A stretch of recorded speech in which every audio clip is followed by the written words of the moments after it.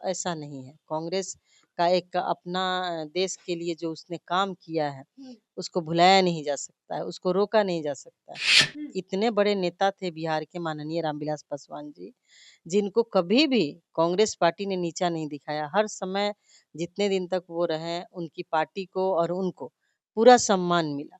लेकिन उनके जाते ही जिस तरीके से बीजेपी ने उनके पार्टी को 2 टुकड़ों में बाँट दिया। अभी देखिए दिल्ली के अंदर जब 48 सीट बीजेपी जीत रही है, फिर जदयू कैसे हार गई? बीजेपी और बीजेपी के जन विरोधी नीतियों के खिलाफ कांग्रेस पार्टी बहुत मजबूती के साथ उसके वर्कर हमारे नेता आदरणीय राहुल जी लड़ाई लड़े, जिसका परिणाम है कि एनआरसी, सीए, दलित एट्रोसिटी पे जो कानून में बदलाव की बात आई, बहुत से ऐसे समस्याएं देश के अंदर आई, तो बीजेपी बैकफुट पे गई।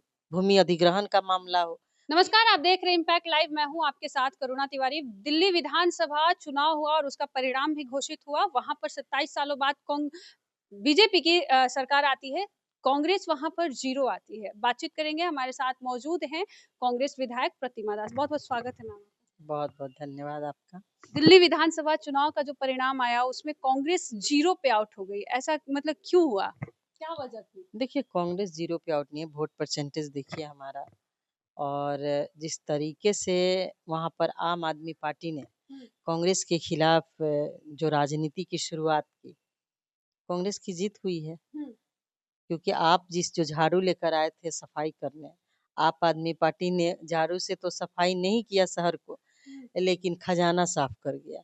तो ये सब तमाम मुद्दे थे और लोगों को ऐसा लगा कि अब आम आदमी पार्टी को हराना है। तब ऐसी परिस्थिति में कहीं न कहीं लोग तो अपना वोट डालेंगे ही, और हमारी हार नहीं हुई है, बल्कि ये एक संदेश है वैसे पार्टियों को जो ये कहते हैं कि कांग्रेस को हम माइनस करके, कांग्रेस को छोड़ के हम सत्ता में आ सकते हैं, तो ऐसा नहीं है। कांग्रेस का एक अपना देश के लिए जो उसने काम किया है, उसको भुलाया नहीं जा सकता है, उसको रोका नहीं जा सकता है।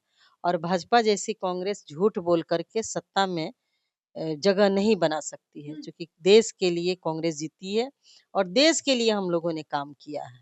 अच्छा, बिहार विधानसभा चुनाव की बात करें तो यहाँ पर बार-बार ये कहा जा रहा है कि अब राहुल गांधी आएँगे तो इंडिया गठबंधन को यहाँ पर डुबा देंगे।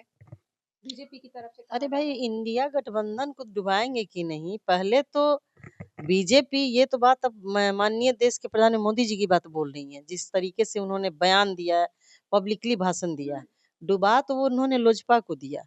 इतने बड़े नेता थे बिहार के माननीय रामविलास पासवान जी, जिनको कभी भी कांग्रेस पार्टी ने नीचा नहीं दिखाया। हर समय जितने दिन तक वो रहे, उनकी पार्टी को और उनको पूरा सम्मान मिला। लेकिन उनके जाते ही जिस तरीके से बीजेपी ने उनके पार्टी को 2 टुकड़ों में बाँट दिया। अभी देखिए दिल्ली के अंदर जब 48 सीट बीजेपी जीत रही है, फिर जदयू कैसे हार गई? फिर लोजपा कैसे हार गई? इससे साफ प्रतीत होता है कि बीजेपी वो पैरासाइट है, जो दूसरे के देह पे रह कर के तो अपना घर बना लेता है, लेकिन उसको खत्म करने के लिए वो चाहे जो भी जुगत लगानी पड़े बीजेपी को, वो लगाता है। बिहार में भी देखिए बहुत सी छोटी-छोटी पार्टियाँ थी, वीआईपी को देख लीजिए। वीआईपी गए उधर, मुकेश सहनी जी सहयोग भी किया, सब कुछ किया, लेकिन जैसे ही बीजेपी को मौका मिला, उनके सारे एमएलए को अपनी तरफ करके उनको एकदम राजनीति से समझिए कि बेदखल करने का प्रयास किया। लेकिन इंडिया गठबंधन ने उनको अपने पास लाया, उनको सहयोग किया, उनको साथ दिया। तो कांग्रेस पार्टी कभी भी लोकतांत्रिक प्रक्रिया के ऊपर उठ कर के काम नहीं करती है।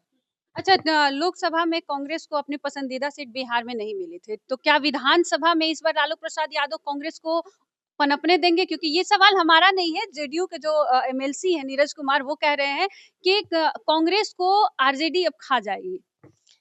देखिए ऐसी बात नहीं है, कोई किसी को खाता नहीं है, लोकतंत्र है और लोकतंत्र में जिसके साथ जनता है वो प्रतिनिधित्व करता है।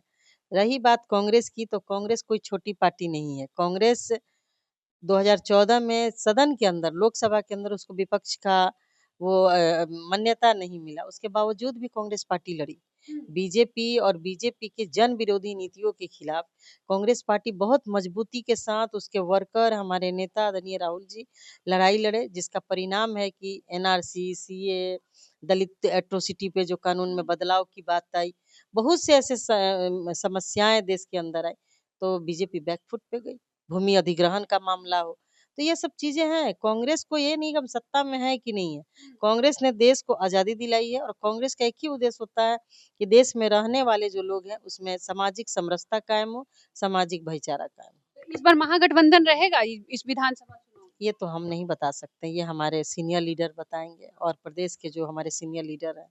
चूँकि हम लोग पार्टी के एक छोटे से वर्कर हैं और हम वही करेंगे जो मेरी पार्टी करेगी। ये विधानसभा चुनाव है, दिल्ली में जो परिणाम हुआ उसके बाद अब बिहार पे सबकी नजरें टिकी हुई है, क्योंकि इसी साल यहाँ भी चुनाव होने वाला है। इस खबर पर आपका क्या कुछ करना, अभी हमारे साथ साझा करें। देखते रहे इम्पैक्ट लाइव। सहयोगी राहुल के साथ मैं करुणा तिवारी, पटना।